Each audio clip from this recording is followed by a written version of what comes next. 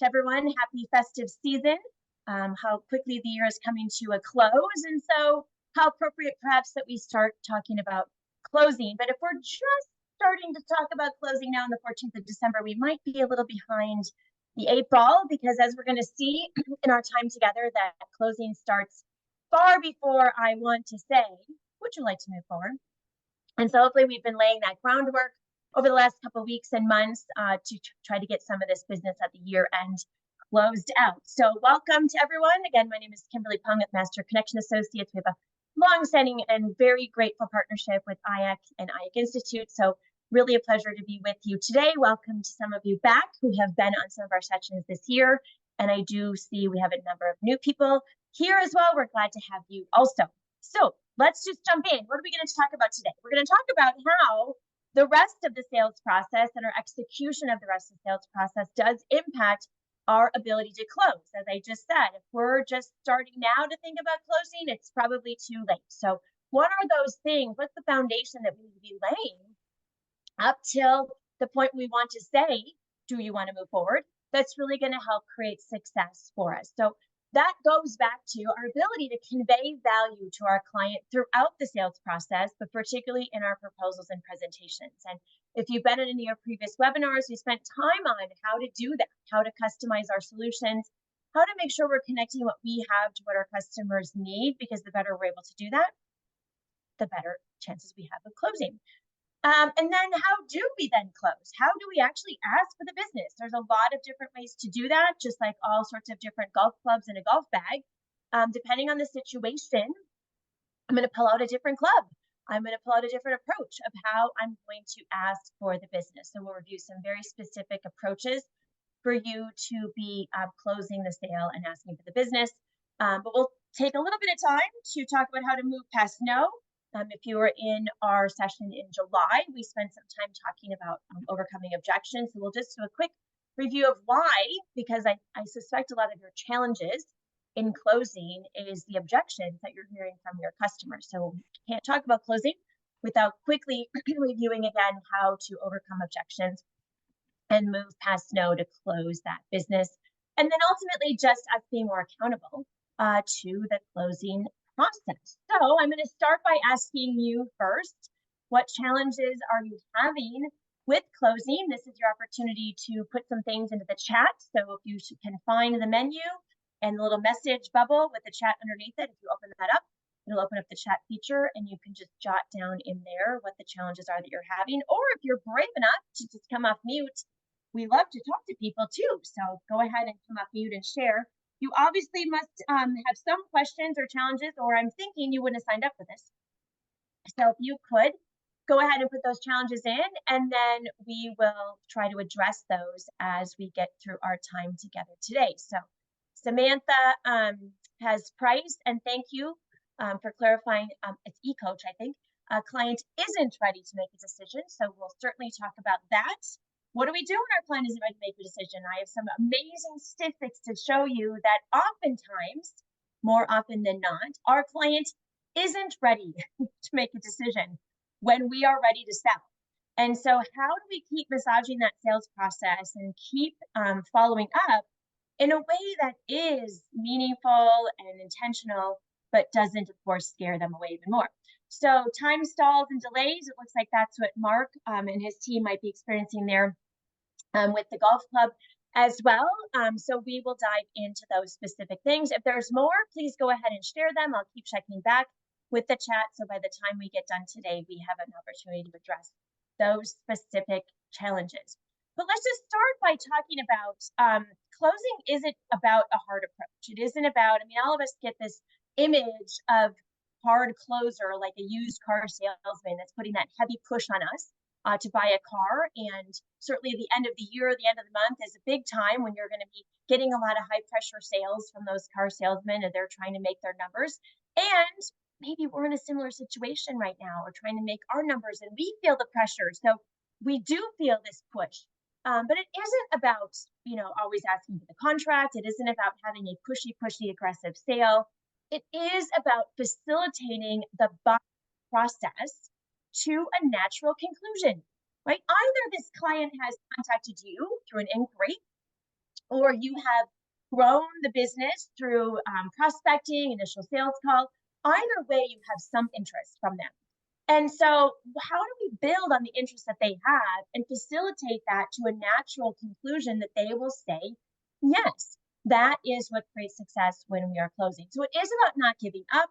It is about being assertive, not maybe necessarily aggressive, but assertive, being able to ask for the business with conviction, but doing so in a way that the customer feels involved in the process. The customer feels like this is a natural conclusion for them as well, that this is a great solution for them, that they are going to have a win-win from this, that they're excited about moving forward. We don't want any buyer's remorse. We don't want people to think, oh, why did I do that? Or I spent too much money, or this isn't the place we wanted in the first place, or I don't think we're going to have enough space that we wanted, or I really, really wanted that natural daylight and now we're kind of stuck. We never want a customer to feel that. And so how do we show that value throughout the process in a way that's going to keep them engaged and naturally move them to a place of wanting to buy at the end of that? Excuse me, I'm still battling a little cold here. If you've been on with me, I had it in October and November, so it's just not going away. But hopefully, won't get in our way today. So as I mentioned earlier, closings really starts at the beginning. We always say, you had me at no. Well, at this point, you had me at hello. And that's really where we start to build the foundation of a strong sales process, getting to know our customers, understanding their needs. And so just a quick little review of some of the sessions we've done this year that all facilitate our ability to close. We talked about prospecting in October. We talked about probing process and uncovering needs in November. Back in July, it was, or May, excuse me, we did the fab process and selling solutions. And then just recently in October, we did, or July, excuse me, we did the overcoming objections. So just a quick raise of hands. Who was in maybe that prospecting session back in October? Anybody that was part of that can do a little raise hand on the reactions. Anybody part of that session back in October? Sue, all right, Sue, if you could come off mute very quickly and just share with me, what do you think prospecting has to do with our ability to close business? Give us a quick unmute there, Sue, and tell us what you think. How does prospecting impact our ability to close business? Sure, absolutely. So really trying to get a lot of the information and the approaching and the receiving information and understanding exactly what they need and maybe some underlying things about why they need it helps you present the best proposal for them and then allows you to close the sale more effectively. Okay, excellent. And that's getting into a little bit too into probing and uncovering needs, because as we progress in that prospecting phase, we get their attention first, and then we hopefully get this opportunity to have a sales call, and we do, as you said, uncover their needs. And the better we're able to do that, then the more effective we're going to be able to sell. But even before that, I think prospecting has a big impact by just finding the right clients. I think we waste a lot of time trying to close business that isn't even good business for us. And so our ability to close starts first with just finding the right fit business, finding the right groups, finding the right meetings, finding the right events, finding the right customers that are a good fit for us, that we don't have to force fit in any sort of way. They want to say, oh, well, they want natural daylight, we don't have it. They want a campus that's closer together, we don't have it. Why don't we find the ones who want something far flung and spread out? Why don't we find the ones who want something far away from the airport because they want to detach from everything? Or why don't we find the ones that want something close to the airport if that's who we are? And so finding the right customers in the beginning helps us to better facilitate the sales process, because we have clients already that are aligned with what we can offer and are more likely to say yes then when we do that. So then, as Sue said, and thank you for kind of sipping into the next one, Sue. Sue said the next thing is uncovering their needs. And so in November, I'm sure many of you were in the session just last month with Mary on my team, where we talked about how important it is to uncover needs. And the better we ask questions, the better we uncover their needs, then the more able we are to facilitate those solutions. So who was with us way back in May when we talked about the FAB model and how to present solutions to our clients that are going to meet their needs? Anybody back with us back in May where we talked about FABs and the presentation process? Anyone? Now no one's going to raise their hand because I know I'm going to call on that. I'm pretty sure that's what's happening now.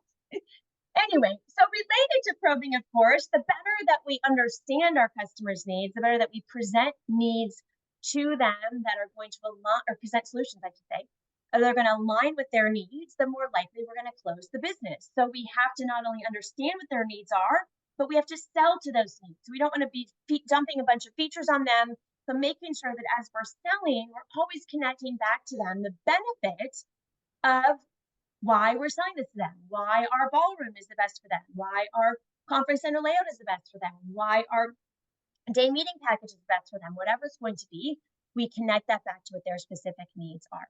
And then, as we mentioned, of course, we must overcome objections, which we'll spend just a titch bit of time in the end of our session today, just talking about why that's critical, because we have to be able to move past no and get through some of the roadblocks that some of you are experiencing. Like Samantha said, price.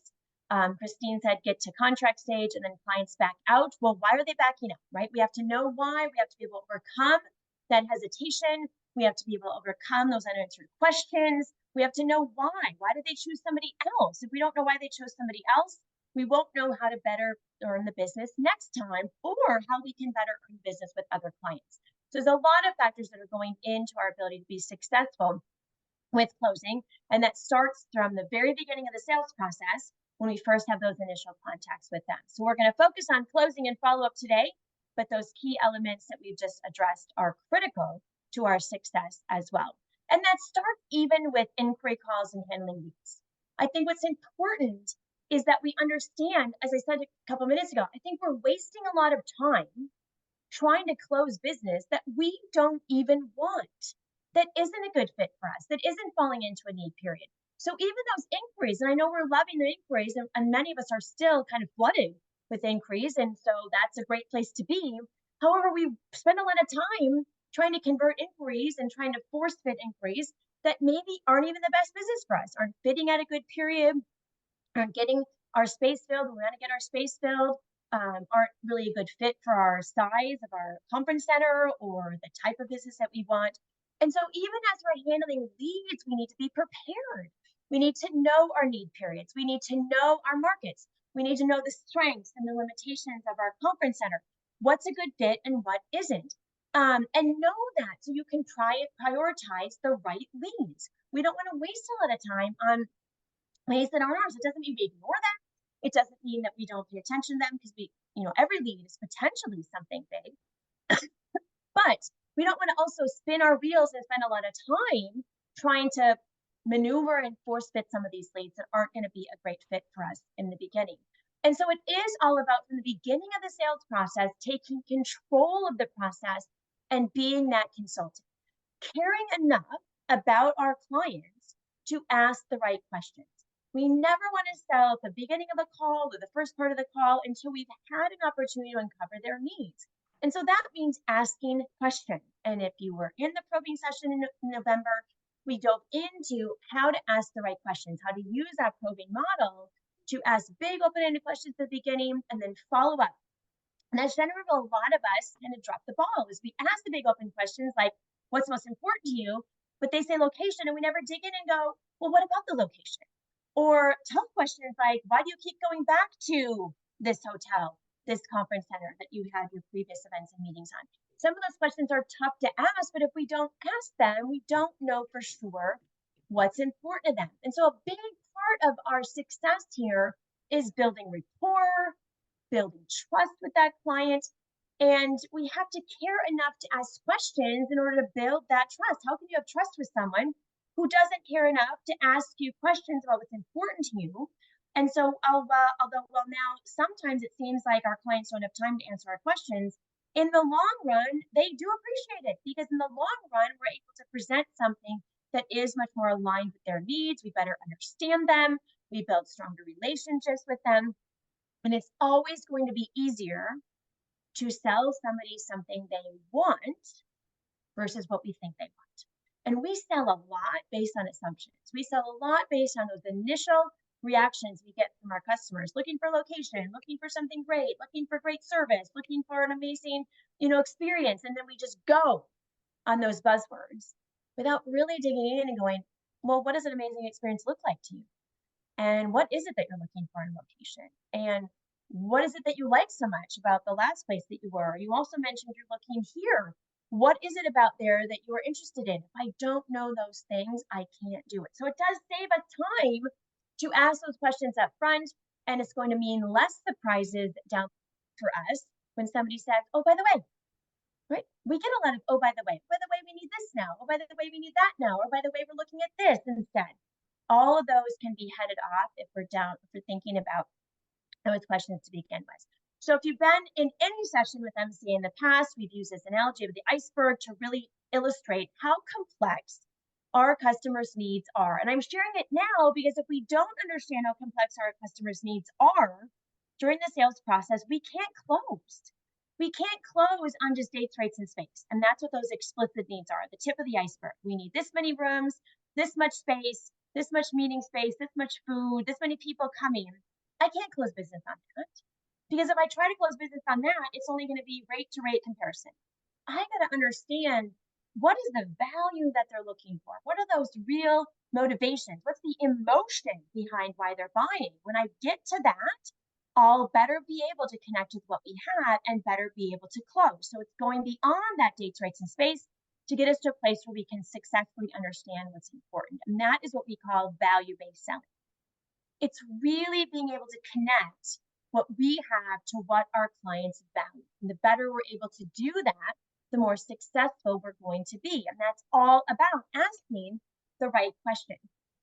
Because as you all have experienced, the competition is more fierce than ever. And we are not just competing with other conference centers, we're not just competing with other full service hotels. We find ourselves strangely sometimes competing with extended stay, limited service, condominium complexes, even their own space in their own organization, because they're like, "Oh, we have great facilities here. Why would we go somewhere else?" And so we have to be able to understand what's motivating our customers to buy. And we have to be able to understand how we can communicate the benefits and the value adds and the unique selling proposition that an IA conference center has to sell in a much more strategic way. Because what if the technology at their office is more advanced than your ability to talk about the technology in your conference center? Now, I think hands down, we all would agree our technology is the best and far superior to most other hotels and most other offices. But if we're not able to communicate why our technology is better, then it's going to slip through the fingers and they're never going to see what the differences are. And so it's talking about new levels of consultative selling, new levels of being strategic on how we ask questions of our clients and really listen to their answers. Our ability to not just skim through the specs, but dive into below the surface of that iceberg and get an understanding of what's really driving their business. And the better we're able to do that, when we understand their gap, when we understand their criteria for making a decision, when we understand what success is going to look like, we will be successful. If we're moving to a close and all we have on that paper in front of us is dates, rates, and space, that's not what people buy.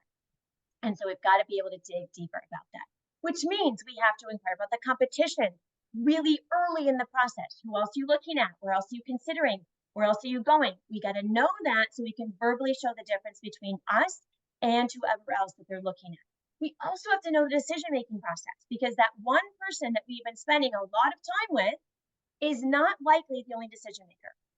And if we are hinging all of our success on the one person that we're talking to, which is not likely the final decision maker, we are going to leave ourselves in a very dependent position to that person and a lack of ability to really be able to understand how to make this decision, help them make this decision to move forward. So we always must ask, in addition to you, who else is involved in the decision-making process? And then when are you going to make a decision and what are you going to base that decision on? Lots of times, 99% of the time, maybe not quite that much, but as Samantha says, it's going to be price, right? So we got to ask that next best question. Understood. But in addition to a competitive price, what else will you base your decision on? Because there is always a what else.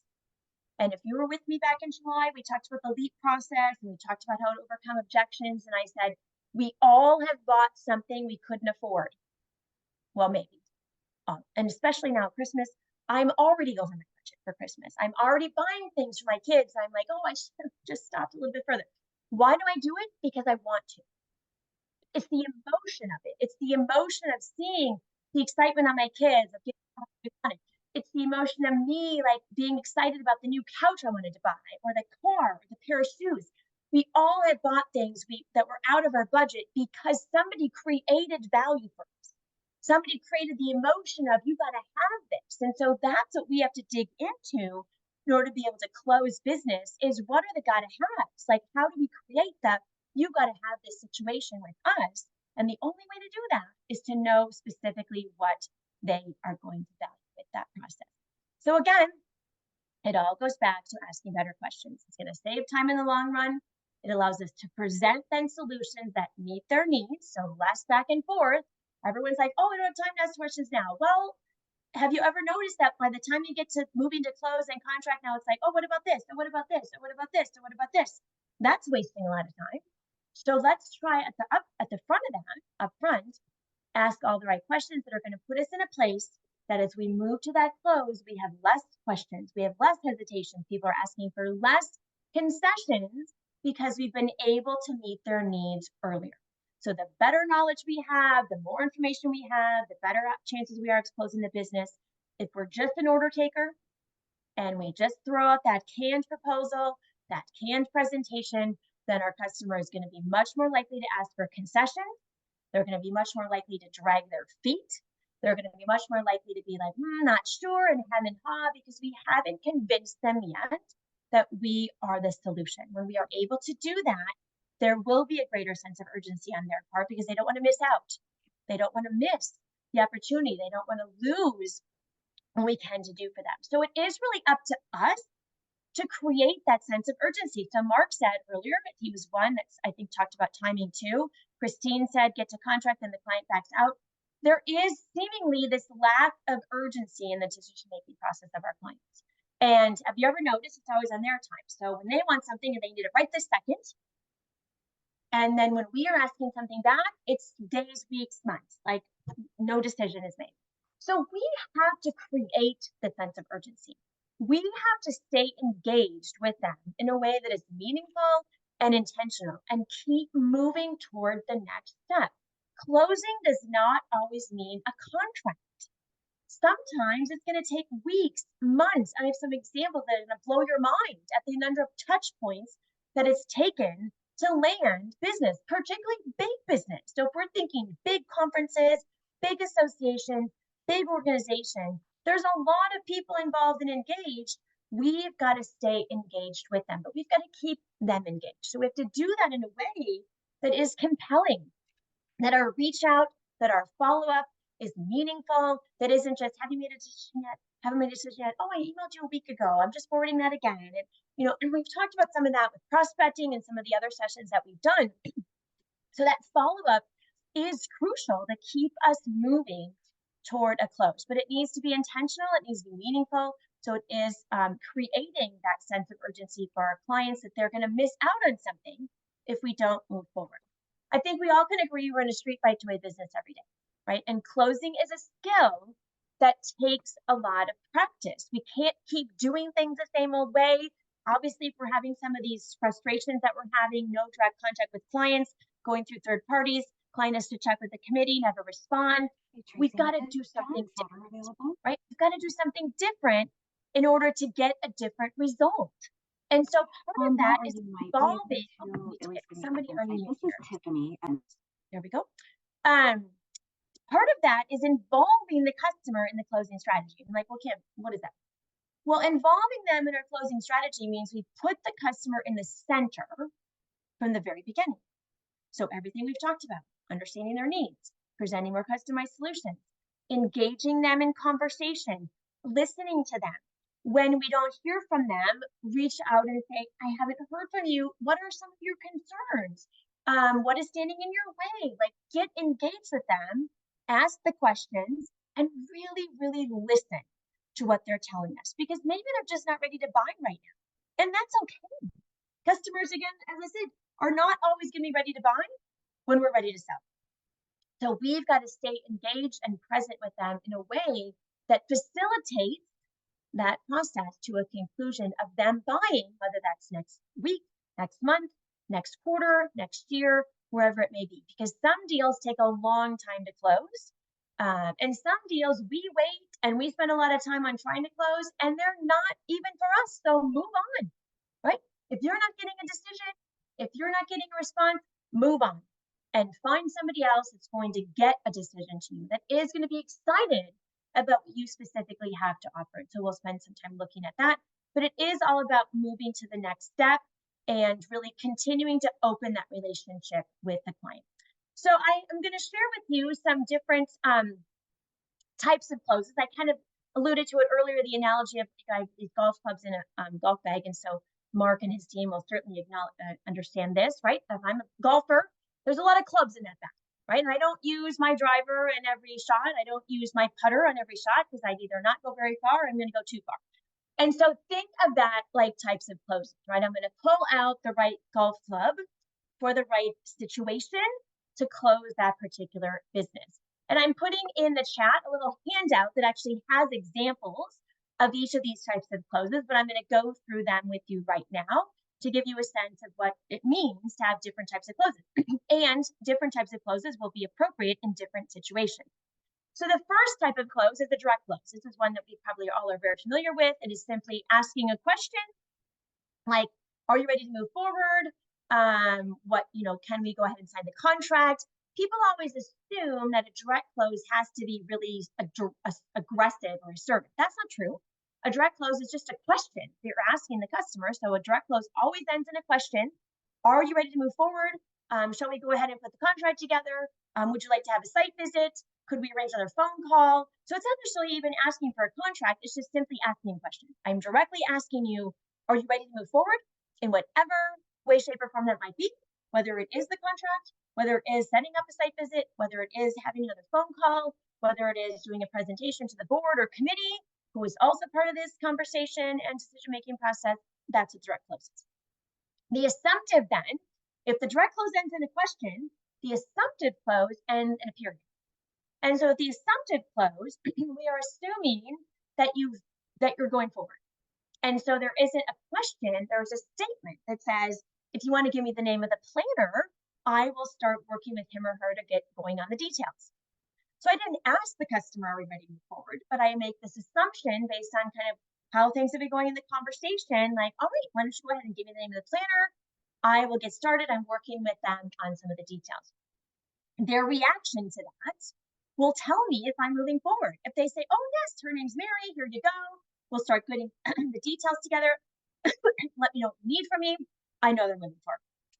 If they hesitate and go, oh, I'm not quite sure that we're ready to do that yet, now I got to dig into that hesitation. Well, what is your hesitation? Are you looking at, and then they maybe say, we have a couple other proposals that we're looking at, yada, yada, yada. And then I say, well, can you tell me who else you're looking at? And what is it that you like about them? I don't just let it end there.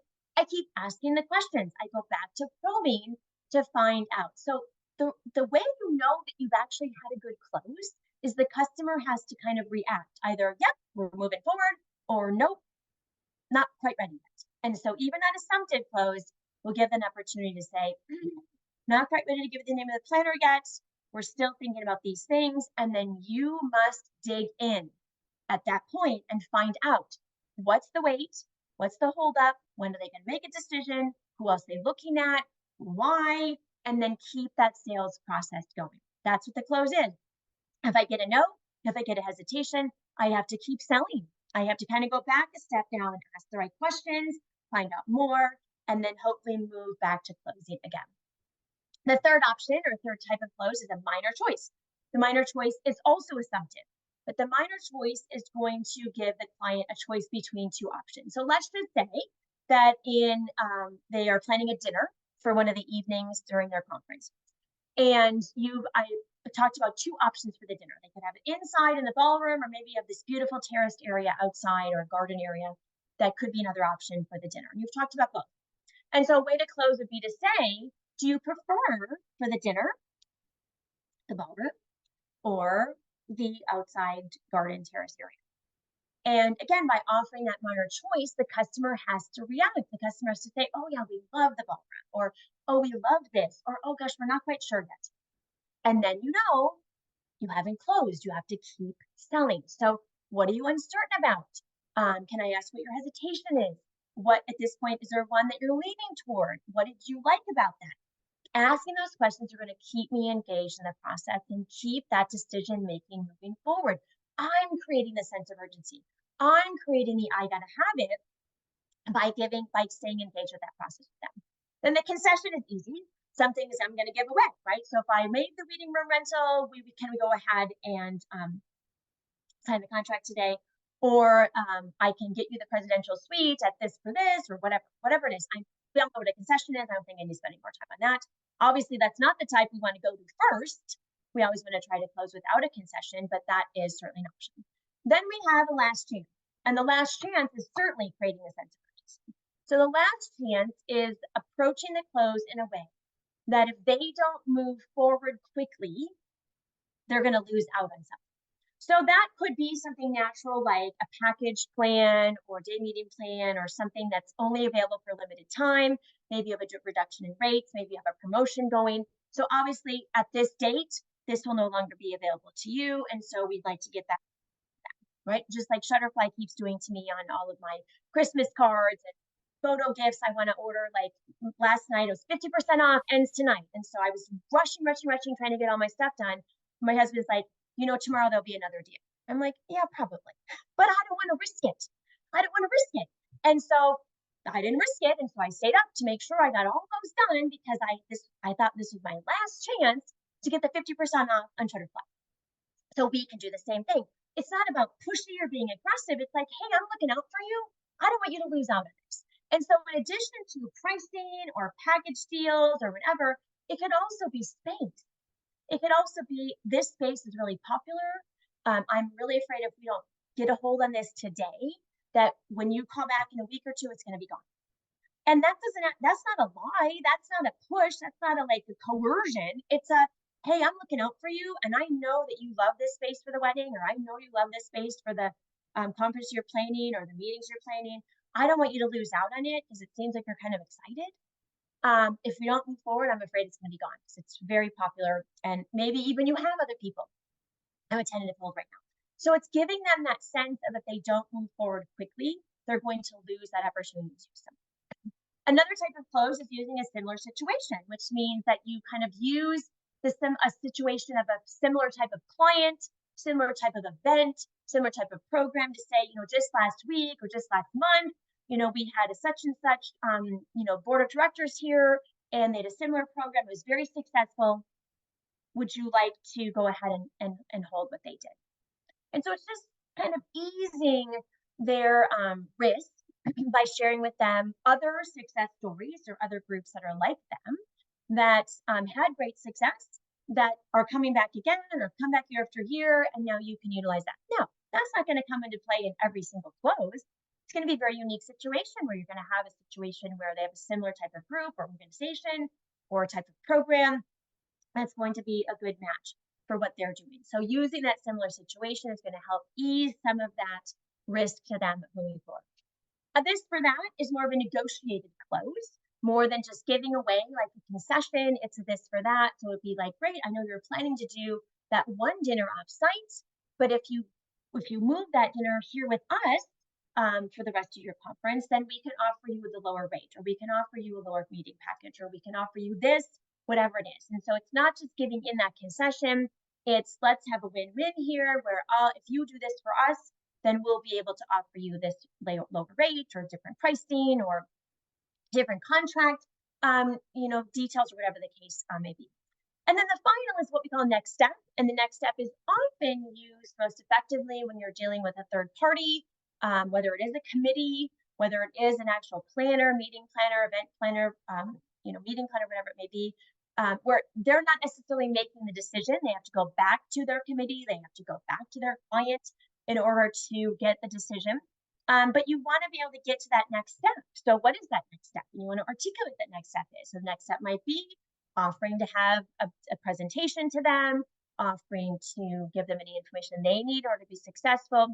But going one step further and saying something like, I understand that you are not able to make the decision today, but if you were making a decision, if it was up to you, would you choose us? Or will you be recommending us to the client? Anything that you can do to try to understand where they sit is going to help you better understand how close you are to closing that business. Because that person, even if they're not the final decision maker, has a lot of influence on the sale. And it's going to be important for you to know whether they're going into that with their client, with their committee, leaning toward you or not. And any hesitation they have, you want to flush out now and get them convinced before they go to that committee so that they're going to be hitting that in the best way possible.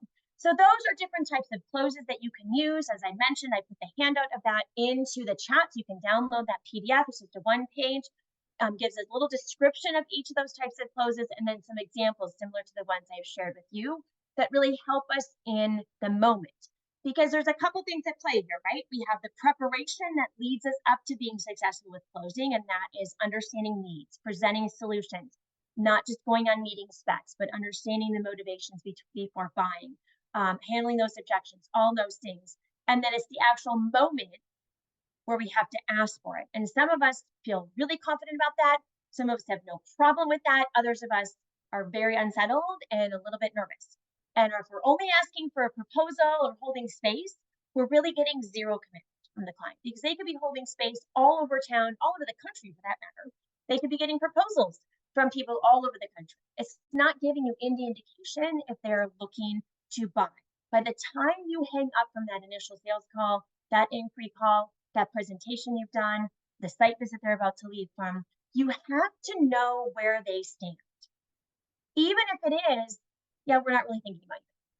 Because that's going to help close the gap of the lack of decision making that's going to happen after that. If you don't ask something definitive when you are in their presence, then yes, you're in the dark completely after that. You have no idea where you stand.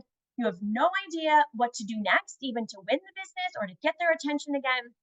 You have to force it a little bit there. I don't mean force like in a bad way. I mean assertive, and all the different ways you've asked for are very nice ways to ask for the business. You've got to do that. And then once you get that reaction, either, yep, absolutely, let's talk to the meeting planner, or yes, let's go ahead and send me the contract. Then you know you're moving toward a close. If you get the hesitation, if you get the, we're not sure yet, we're still thinking, we're still getting proposals, then you know you have to keep selling. You have to go back to asking questions that are going to put you in a better position as that decision-making process plays out over the next couple weeks, months, wherever it will be. So asking again, who else are you looking at? What is the decision-making time frame? Who's making the decision? What are they making the decision on? Those are things. And at that point, when you get the hesitation, LEAP is going to be the best tool to help you get through that. So lots of times we're hearing price, right? Samantha said price was the number one. As I said earlier, if it is price, it's often something else. It's often something else. So you have to uncover the real issues beyond the price that are keeping them from wanting to move forward. And so that means we got to ask questions. And so if you were with us in July, when we talked about overcoming objections, we introduced you to the LEAP model. And the LEAP model is an important communication tool to use in this situation. In when it feels like there's conflict or hesitation or pushback or whatever, being able to listen first to the client, like really listen, like not start talking, thinking about what we're going to say next, not reacting internally like, oh gosh, here we go again. They're asking for a million things. Really, really listening to what our customers are saying. And then showing empathy. I can understand that you're concerned about the price. I can see that you're working within a budget. That empathy goes a long way to opening up the customer's mind that we actually care about them, that we actually do, that their budget is important to us, because it is, right? All of us are feeling the pinch right now, budgets and money and the economy and all the things. It's real. So we can't just pretend like, oh, just spend the money, right? No, we have to show, I can see that you're concerned about the budget. I can see that you have, that you are working within a specific amount of money, whatever. I can understand that. I'm not agreeing. I'm not saying, yeah, our price is way too high. Like the last 3 years, they've gone through the roof. I'm not agreeing. I'm not apologizing. I don't have to apologize for our rate. Our rates are rates.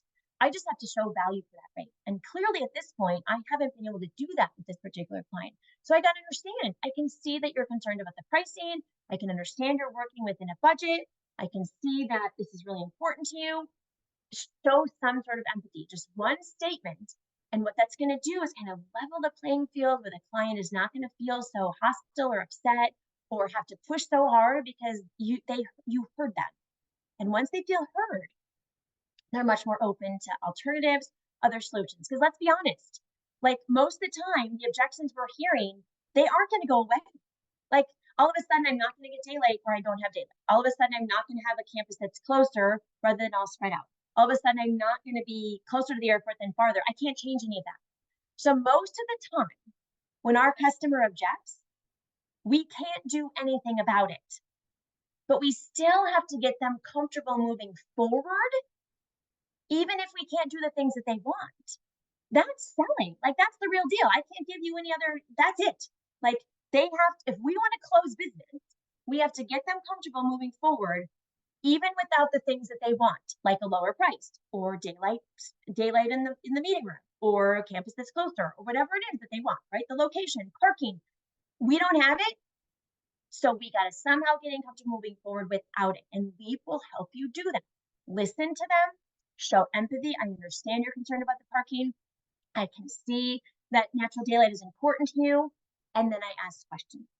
I might just say, well, why is natural daylight important to you? I mean, duh, I know that. But I got to ask other questions that help me get to a better understanding of why the daylight is important without asking. So I go back to something like, well, tell me what you have planned. And what are some things that are important besides the natural daylight? And so if they start sharing with me like what the ambiance is that they're looking for, what the experiences they're looking for, maybe I can give them that outside sort of daylight experience during a reception or during, in between, programs or meetings. And then it's going to be okay that the actual meeting room doesn't have the daylight. But I got to dig in. I got to ask the questions to better understand, why is it so important to you? What kind of experience you're trying to create? Tell me more about what you want to do with that particular event, with that meeting. And then they start sharing that with me, then I can start coming up with alternatives. And that's where I have to be creative. Again, I don't have what they want. So somehow I have to close the business anyway. So I have to get creative and think, okay, I can't give you this, but what I could do is this. How does this sound to you? And that's when I'm producing a solution. But Leap will help us navigate the communication. That'll keep us from getting defensive. It'll keep us from reacting. It'll keep us from getting freaked out and go, oh, what am I going to do now? I'm going to lose this business. We got to be calm. We got to be cool. We got to be engaged. We got to be that consultant that says, I understand what you're saying for sure. Can you tell me a little bit more about this so I can better understand what you're looking for?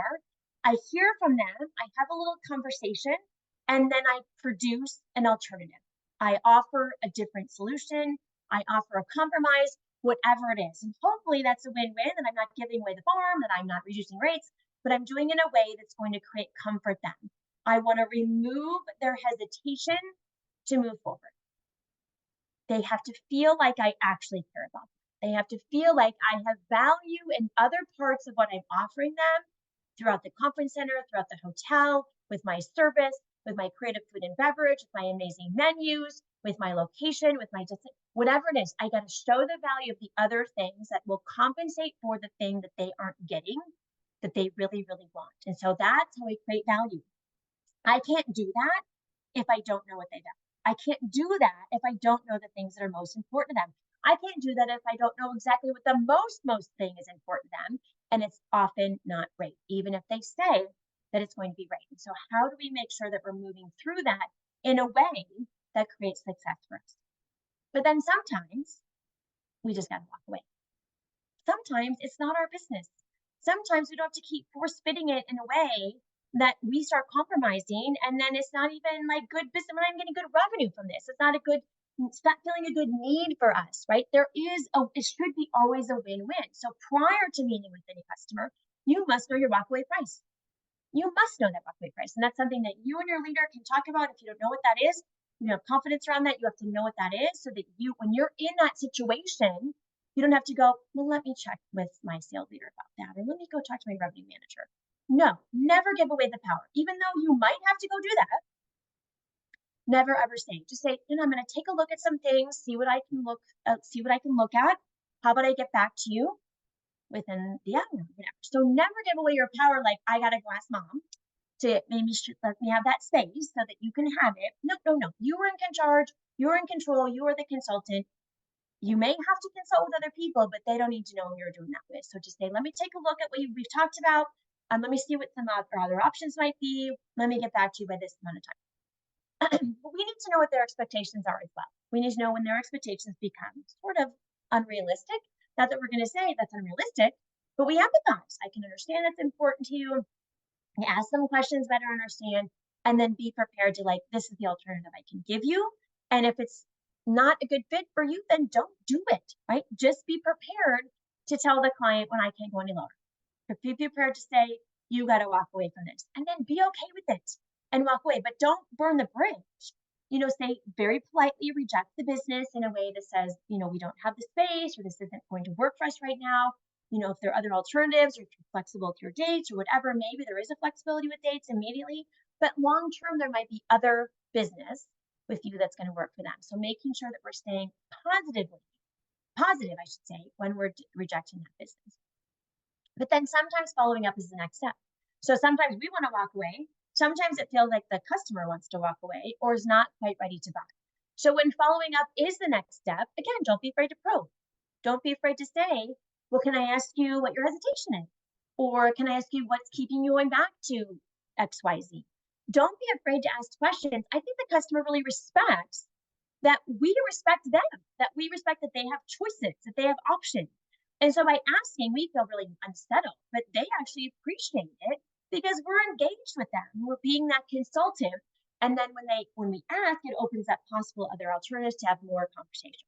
We want to continue to sell until it's time to close again, right? So the minute we get that, we ask for the business, whatever way we do, we get that, not quite sure, right? Now we go back to selling.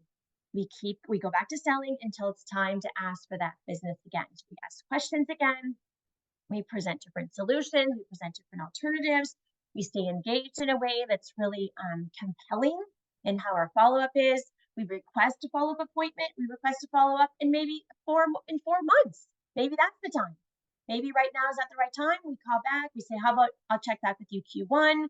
Great. And then trace it and make sure you do it. Right? Make sure that you do follow up when you say that you do. And then next time, have something new. Have a different feature of the hotel or conference center to share.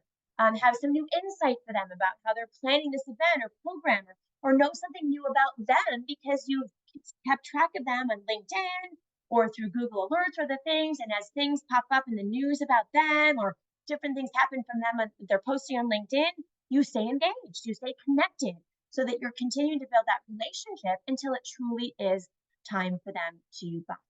So it's important to have good follow-up.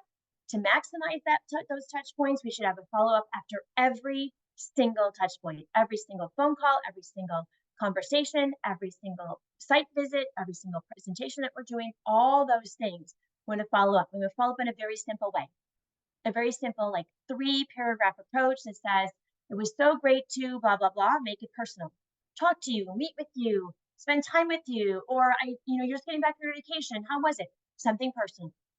Then the next short paragraph to reiterate something that was key for them, that they liked, something you showed them in the site visit, something you talked about in the proposal, something that you had the conversation about in your initial sales call. So one small little quick paragraph reiterating something you can do for them in a really compelling way.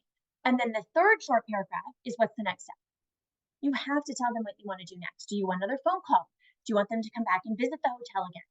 Do you want to meet with the other committee members? Do you want to, whatever, you have to have a next step. So what do you want next? Again, it's not always closing the business. It's just trying to move to the next phase to say, I'd love to have a phone call with you, are available next Tuesday. So when I follow up immediately, or when I follow up in the next quarter, when I said I would, making sure that those touch points are very, very meaningful. Handwritten notes have a lot of impact. Nobody writes a handwritten note anymore. So if a client gets a handwritten note from you, it's going to be noticed. It's going to stand out, and you're going to be seen as somebody who's more personable or relationship oriented. It makes a big impact. So try a handwritten note every once in a while. And then always, as I said before, trace everything in your CRM to 30 days, 90 days, 60 days, whatever it is. When you say you're going to do something, you do it. Or when you need to trace for yourself to follow up, you put that trace in there so that you can make sure that you're checking in and have those really intentional touch points, because we all get busy and we forget. And then it's hard for us to stay engaged with that. So let me just give you some, I think, fairly remarkable statistics around how important follow-up is, because I think this is where we tend to get frustrated and drop the ball. And many of you said creating a sense of urgency, the decision-making time gets dragged out. Here's what the stats tell us, right? And this is pretty, I think, pretty telling. 2% of sales are made on the first contact, 3% of sales on the second, 5% of sales on the third, 10% on the fourth, 80% on the 5th to 12th. Most of us give up after 1. I think the actual averages that we've seen in some of the focus groups we've done is like 3.2, right? We give up far before we should. We get frustrated far before we should. We think, oh, they're not doing anything. Well, we've got to keep following up, and we have to do it in a very compelling way. And let me give you some very alarming statistics. So we were working with a big CBB, big city, right? And they were wooing the North American Buying Association. These are the numbers. It took them 53 touch points just to talk to them the first time. 53. I'm not making this up. 80 touch points from that point to get to the RFP, and another 30 touch points from the RFP to actually closing the business.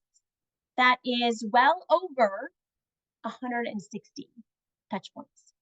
Now, that was over a long period of time, and that's sometimes what it looks like. So this looks different when we're prospecting for business and trying to get their attention and, wooing them away from somebody else versus maybe an inquiry that we're getting in. And so I'm not expecting 160 touch points in an inquiry that we have coming in. But that's what it looks like sometimes. And so it's really being intentional about how we follow up, not just reporting the email saying, oh, I didn't hear from you last week. You must be really busy. Yeah, I am, which is why I didn't email you back. But it doesn't mean I'm not interested in you. So find a way to keep me interested. Find a way to create that sense of urgency. Find a way to keep telling me things that are going to show value for me. Us giving up after one attempt does not align with when most customers are ready to buy. So like I said earlier, likely our customers are not ready to buy when we're trying to sell. At any given time, only 3% of the market is actively buying. 56% are not ready, and only 40% are poised to begin. So we have to take this in consideration that particularly when we're doing outbound selling and prospecting for business, and once we get that initial sales call, we try to move forward, it sometimes takes a lot of time. If we're seeking them out, it means right now they don't think they need us.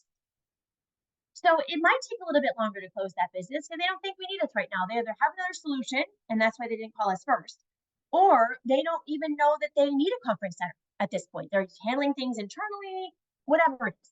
And so we've got to be prepared at the long haul that that's going to take to sometimes close some of that business. Again, that's not going to look that same way in inquiry.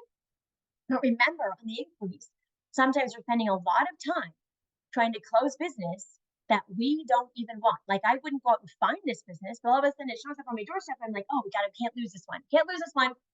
Like, yeah, we can. It actually would be fine if we lost this one because there's much better business behind it that's going to be much more beneficial to us. So it is all about taking the risk or losing the chance. Our ability to close is sometimes feels risky.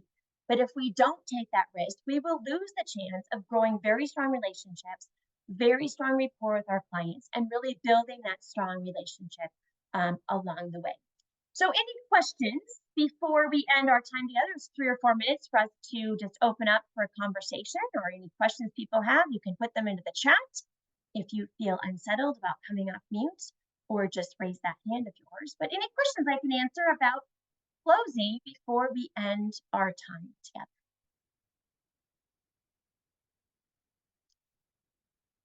No questions? All right. Well, I will be on for a couple more minutes. I'm happy to stay on. So just in case some of you are a little more shy and don't want to ask your questions, that's fine. I'll stay on. But I wish you a wonderful festive season ahead of you. I wish you a great year end of 2023, a great start to 2024, and hopefully you're feeling a little more empowered, a little more excited, a little more confident about how we can close that business so we can end 2023 strong and start 2024 in a really strong, assertive, and productive way. So thank you, everyone. Tracy, I see your hand is up, so go ahead. You can come off mute. If you are done or don't have any questions, you are welcome to sign off. So thank you. Yes, Tracy. Hey, Kim. So some ideas on, following up in a way. Is that like saying, hey, I saw this article and I thought of you, and something about a property or just about the industry in general? Yes. Yeah. Without a hard sell. Without a hard sell. So particularly if there's customers that you're trying to woo, right? Like you're trying to get them to move from somewhere else, or you're prospecting them actively, the more you can stay engaged with them. So always be like, follow them on LinkedIn, obviously, be commenting on their posts, be engaging with them that way, reaching out in a really compelling way by, oh, I just saw this article about you, or oh, I just saw this article that made me think of you and the type of business that you have, sending an email that's really compelling. If you want to go back to the October session on prospecting, it has some great insight about what we call the 5 hooks, like any information you have about their organization, any information you have about them personally, any information you have about the industry, any information that you have about something new for you are great hooks for reaching out to clients and keep those kind of touch points meaningful. More so from a prospecting of a new customer than an inquiry that you got in, of course. But even those inquiries, when you're following up, making sure that those follow-up emails are compelling, that that have something interesting that's going to get their attention, not just following up on this proposal I sent you, but highlight something great about the proposal, but find something interesting that they're going to connect with on a personal way as well. Okay, perfect. Yeah. Thank you. All right, you're welcome. And then Mark, you had a couple questions here. You can certainly come off mute, it might be easier. But you said our properties are customized in the CMP food and beverage offering. Is there a standardized yielding management practice that IACC is supporting? I do not have the answer to that question. But certainly if you sent that to Kate or to Mark Cooper, they could certainly help with that for sure. I can send you their emails. I think I have your email, Mark, so I'll follow up with an email to you and circle back with them because that would be useful. I'm sorry, I can't answer that question. So. Okay. And then thank you very much for including golf in your metaphors. I know that it's an amenity in many of the properties with IACC, so I appreciate that. Of course, that's great. We're so glad to have you. Thanks for joining us today. Thank you. All right, anyone else?